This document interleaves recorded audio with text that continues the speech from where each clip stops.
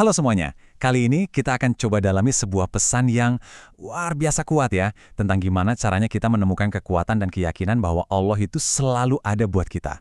Apalagi di saat-saat paling sulit dalam hidup. Coba deh kita renungin bareng-bareng sejenak. Pernah nggak sih Anda merasa sendirian banget, terpojok, takut, atau cemas pas lagi menghadapi masalah?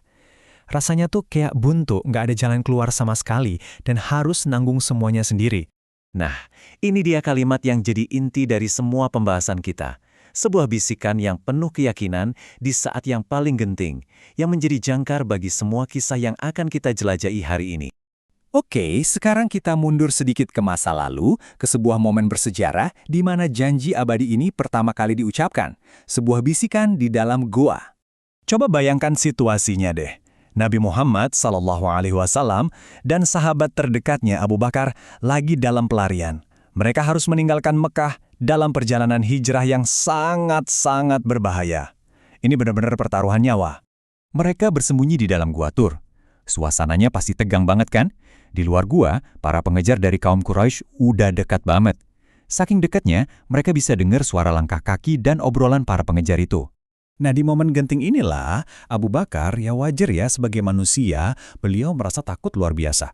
Tapi bukan untuk dirinya sendiri loh. Beliau cemas dan khawatir banget akan keselamatan Rasulullah. Ini momen yang sangat manusiawi, penuh dengan rasa cemas. Dan di tengah puncak ketakutan itu, Rasulullah dengan sangat tenang mengucapkan kata-kata ini. Jangan bersedih, sesungguhnya Allah bersama kita. Wow, ini bukan cuma kalimat penenang biasa, tapi ini adalah pernyataan keyakinan yang mutlak pada pertolongan Allah. Lalu apa yang terjadi? Turunlah yang namanya sakinah atau ketenangan ilahi. Allah mengirimkan bantuannya yang gak bisa kita lihat, menunjukkan kalau rencananya itu jauh di atas perhitungan manusia. Ini bukti nyata kalau kebersamaan dengan Allah adalah sumber kekuatan yang sesungguhnya. Oke, dari kisah di gua tadi, kita lihat gimana keyakinan fundamental ini bergema sepanjang sejarah, memberikan kekuatan bagi orang-orang yang teguh imannya saat menghadapi cobaan yang mungkin nggak terbayangkan oleh kita. Salah satu teladan yang paling, luar biasa adalah kisah Bilal bin Rabah. Sosok yang jadi simbol keteguhan dan kekuatan iman dalam menghadapi penindasan yang super kejam. Lihat deh transformasinya yang luar biasa ini. Dari seorang budak yang disiksa di bawah terik matahari dengan batu besar di dadanya. Tapi apa yang tetap beliau ucapkan? Ahad, Ahad, Allah itu Esa. Hingga akhirnya beliau diangkat menjadi muadzin pertama Islam. Sosok yang sangat terhormat, yang suaranya jadi abadi. Ada lagi kisah lain yang gak kalah menggetarkan. Imam Ahmad bin Hambal. Bayangin deh, beliau dipenjara dan disiksa oleh penguasa saat itu, hanya karena mempertahankan keyakinan bahwa Al-Quran adalah firman Allah. Meskipun dalam tekanan yang luar biasa, imannya nggak pernah goyah, karena beliau yakin Allah bersama orang-orang yang sabar. Jadi, gimana caranya kita bawa semangat dan warisan iman ini ke zaman sekarang? Ke dunia modern kita yang penuh tantangan yang beda lagi. Yuk, kita lihat 3 tokoh kontemporer yang nunjukin ke kita gimana prinsip ini bisa terlihat dalam tindakan nyata di zaman kita sekarang. Pertama, siapa sih yang nggak kenal Muhammad Salah, pesepak bola dunia? Dia menggunakan panggung globalnya untuk dengan bangga menunjukkan imannya, misalnya dengan melakukan sujud syukur di lapangan. Tindakannya itu seakan-akan bilang ke seluruh dunia, Allah bersamaku, dan menginspirasi jutaan anak muda bahwa sukses di level dunia itu nggak harus mengorbankan identitas sebagai seorang muslim. Selanjutnya, ada Halimah Aden, seorang model yang bikin pilihan yang super berani. Dia mundur dari puncak ketenaran internasional saat dia merasa pekerjaannya mulai nggak sejalan sama prinsip agamanya. Ini bukti keyakinan bahwa Allah bersamanya dan rencananya jauh lebih berharga daripada popularitas duniawi. Dan yang terakhir ada Sadiq Khan, wali kota London.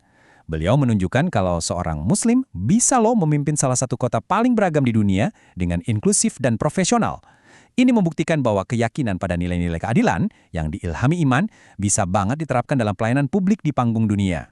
Nah, dari semua cerita tadi, dari Gua Sur sampai panggung dunia modern, sekarang kita bawa pesannya khusus untuk Anda. Gimana semua ini bisa jadi sumber kekuatan dalam hidup Anda sendiri?